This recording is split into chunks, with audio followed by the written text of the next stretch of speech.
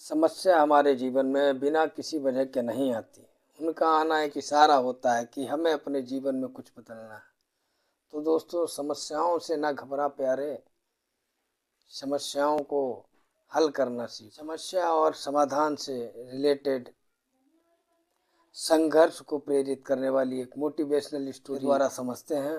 आइए शुरू करते हैं। दोस्तों, किसी शहर में एक व्यक्ति रहता था। वह बहुत ही दुखी रहता था। ऐसा लगता था उससे ज्यादा दुखी आदमी पूरे संसार में कोई नहीं। जब भी उससे कोई बात करता वो अपनी ही सुनाना शुरू कर देता और सामने वाला व्यक्ति उठकर चला जाता। उससे और भी वह परेशान हो जाता कि उसकी समस्या सुनने वाला कोई है ही नहीं। तो दोस्तों, पता चलता है कि शहर में एक बाबा आ रहे हैं और सभी समस्याओं का समाधान करते हैं। तो दोस्तों, वह उस बाबा के पास पहुंचता है और वह देखता है कि उन बाबा के साथ में एक काफिला चलता है। उसमें कई सारे ऊंट भी होते हैं।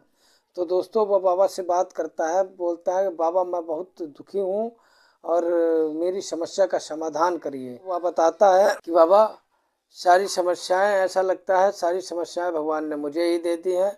मेरे इर्द गिर्द खत्म ही नहीं होती हैं, परमानेंट हमको घेरे ही रहती हैं।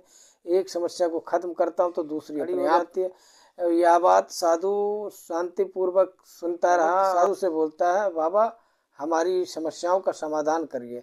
और साधु बोलते हैं कि बेटा, अभी तो मैं बहुत थक गया हूँ और इस बीच आपको मेरा एक काम करना होगा।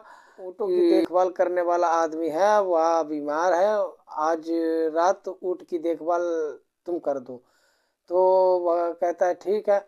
और बाबा कहता है जब सारे ऊँट बैठ जाएं तब आप सो जाना। व्यक्ति रात भर मेहनत करता है और एक ऊँट को बिठाता है तो दूसरा खड़ा हो जाता है, दूसरा बिठाता है तो तीसरा खड़ा हो जाता है। तो दोस्तों, सारी रात भर ऐसे ही वह बिठाता रहा, एक खड़ा होता रहा। एक साथ में सारे ऊँट बैठे ही नहीं, ना ही वह सो पाया। और जब सुबह हुई, महात्मा ने उसको बुलाया, देखा कि उसकी आंखें लाल थीं और उससे पूछा, कहो कैसी नींद आई।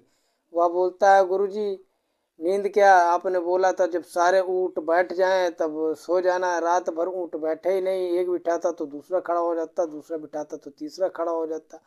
तो गुरुजी मुस्कुराते हुए बोले, हमें पता है कि एक साथ इतने सारे ऊँट नहीं बैठ सकते हैं, लेकिन फिर भी मैंने तुमको इनकी जिम्मेदारी दी।